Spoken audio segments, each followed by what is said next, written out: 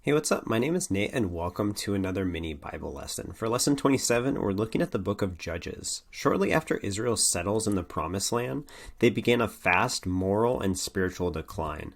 They quickly forgot and abandoned their promise of faithfulness to the Lord found in Joshua 24.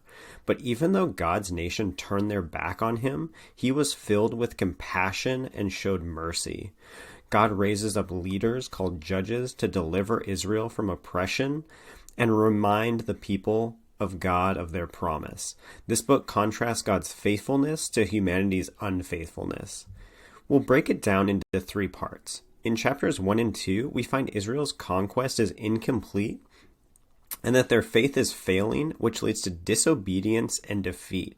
After the death of Joshua, the next generation of Israelites turns from God, worshiping other gods and doing evil in the sight of the Lord, which leads to the second part of the book, the era of the judges.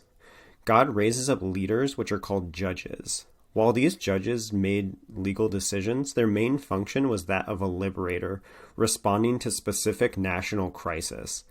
The judge would save Israel from the enemy nations, point Israel's worship and devotion back to God. But after a judge would die, God's people would slip back into disobedience, experience oppression, and then God, out of kindness and mercy, would raise up another leader to deliver his people. The era of the judges was an ongoing cycle of sin, punishment, and grace. The cycle goes like this. Israel disobeys God.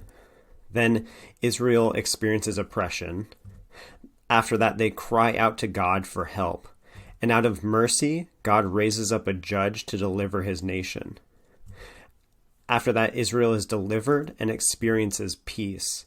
Until then, they slip back into disobedience and the cycle starts again. The final chapters end in the part of this cycle. The very last line of the book beautifully sums up the state of the nation after being delivered time and time again by the men and women that God raised up for them. It says, "In those days there was no king in Israel.